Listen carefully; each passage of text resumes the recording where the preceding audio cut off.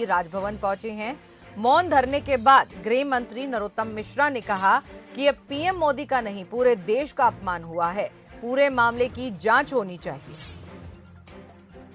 आपको बता दें कि बीजेपी की तरफ से आज मौन धरना रखा गया था और मौन धरने के बाद राजभवन पहुंचकर ज्ञापन सौंपा है राज्यपाल को।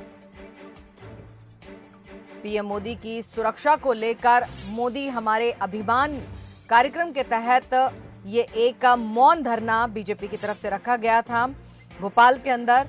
और फिलहाल आपको बता दें धरना खत्म हो चुका है और राज्यपाल को ज्ञापन देने के लिए प्रतिनिधि मंडल जो है राजभवन पहुंचा है, जिसमें गृह मंत्री नरोत्तम मिश्रा, कृषि मंत्री कमल पटेल, राहुल कोठारी, नेहा बग्गा समेत राजभवन पहुंचे हैं और ज्ञापन जो है सौंपा है। आपको अभी बता दें कि हमारे संवाददाता इस वक्त मौके पर मौजूद हैं, उनके पास हम चलते हैं। सूरज शर्मा है इस वक्त वहां पर, उनसे हम जानकारी लेते हैं। सूरज, क्या कुछ माहौल है और अभी क्या कुछ हो गया है? देखिए शायद मौन धरने के बाद यानी 2 घंटे का मौन धरना था, भारतीय जनता पार्टी के पदाधिकारियों ने मौन धरना दिया था। उसके बाद अब राजभवन पहुंचे हैं, जहां पर राज्यपाल मंगू भाई पटेल को ज्ञापन दिया जाएगा। साफ तौर पर आरोप यही है कि देश के प्रधानमंत्री, जिन्हें सबसे सुरक्षित व्यक्ति माना जाता है, वैश्विक नेता माना जाता है, और राष्ट्र का यदि वो प्रमुख आदमी इस देश में या किसी राज्य में सुरक्षित नहीं है, तो कहीं ना कहीं इसकी जिम्मेदारी तय की जानी चाहिए।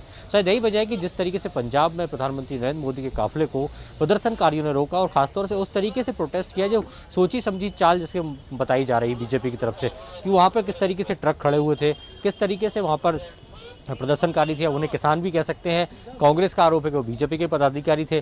तो ऐसे में किस तरीके से जो पंजाब सरकार का ढीला रवैया रहा है, कहीं ना कहीं लापरवाही रही है, शायद यही वजह है कि भारतीय जनता पार्टी पूरे देश में इस मामले को उठा रही है। सभी जिला जो मुख्यालय हैं वहाँ पर कार्यक्रम किए जा रहे हैं, मौन धरना किया है। इसके पहले भी कल महामृत्युंजय का जाप किया था उनकी लंबी उम्र के लिए। तो कुल मिलाकर आरोप यही है कि देश के प्रधानमंत्री किसी पार्टी के नहीं है, ना वो बीजेपी के हैं, ना किसी अन्य पार्टी के हैं, वो देश के राष्ट्रीय अध्यक्ष हैं, प्रधानमंत्री हैं। ऐसे में उनकी सुरक्षा को लेकर इस तरीके की लापरवाही कैसे हो सकती है?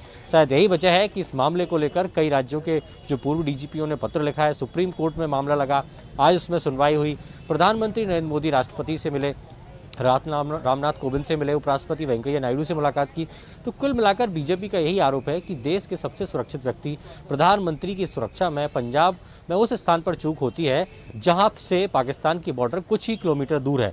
और जिस तरीके से विशेषज्ञ कहते हैं कि कहीं ना कहीं इसको एक थ्रेट भी मान रहे हैं। शायद यही वजह है कि बीजेपी का प्रतिनिधिमंडल, बीजेपी के सारे पदाधिकारी लगातार विरोध कर रहे हैं और कहीं ना कहीं पंजाब सरकार पर ये आरोप लगा रहे हैं कि सोची समझी चाल पंजाब सरकार की है कि किस तरीके से प्रधानमंत्री के काफिले को एक फ्लाईओवर पर रोका गया। अभी एक जो बीजेपी का प्रतिनिधिमंडल है वो राजभवन पहुंचा है, जिसमें मध्य प्रदेश के गृह मंत्री नरोत्तम मिश्रा हैं, कृषि मंत्री कमल पटेल हैं, बीजेपी प्रदेश उपाध्यक्ष राहुल कोठारी हैं और जो बीजेपी प्रवक्ता नेहा बग्गा हैं, वो राजभवन पहुंचे हैं ज्ञापन सौंपने के लिए। किस तरीके से सरकार की जो लापरवाही है वो इसमें उजागर हुई है।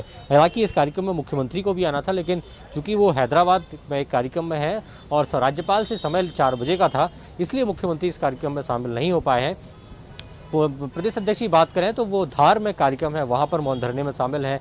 सभी जो जनप्रतिनिधि हैं, खासतौर से बीजेपी के, वो सभी जिला मुख्यालय में इस कार्यक्रम में शामिल हो रहे हैं और अलग अलग दिन अलग अलग किस तरीके से विरोध जो है मेरे प्रधानमंत्री मेरा अभिमान को लेकर भारतीय जनता पार्टी कार्यक्रम कर रही है। मानव श्रृंखला का भी आयोजन किया जाएगा। आज जिस तरीके से मौन धरना दिया, तो सवाल एक ही है कि देश के इतिहास में ऐसा पहले कभी नहीं हुआ कि किसी प्रधानमंत्री के काफिले को इस तरीके से रोका जाए, और वो भी सोची समझी ताल के तहत। क्योंकि जिस तरीके से बैरिकेडिंग की थी, उस बात से अंदाजा लगाया सकता है कि वो पहले से प्लान था। क्योंकि जब कभी नारेबाजी की जाती है, काले झंडे दिखाए जाते हैं, तो आकस्मिक होते हैं, लेकिन जिस तरीके से काफिले के सामने भारी भरकम वहाँ पर ट्रक खड़े हुए थे, लोग खड़े हुए थे, तो उससे साफ स्पष्ट संदेश यही जा रहा है। भारतीय जनता पार्टी का यही आरोप है कि ये कहीं और शायद इसी के चलते जो पार्टी कार्यकर्ता है नाराज में। सूरज, आपका धन्यवाद तमाम जानकारी देने के लिए। 2 तस्वीरें इस वक्त हम आपको दिखा रहे हैं, झाबुआ की और पहली तस्वीर जो है भोपाल की है। आपको बता दें कि पहली तस्वीर में हम देख पा रहे हैं कि गृह मंत्री नरोत्तम मिश्रा के नेतृत्व में ये मौन धरना दिया गया। वहीं आपको दूसरी तस्वीर में बीजेपी के प्रदेश अध्यक्ष झाबुआ में पहुंचे और यहाँ पर भी मौन धरना दिया गया है।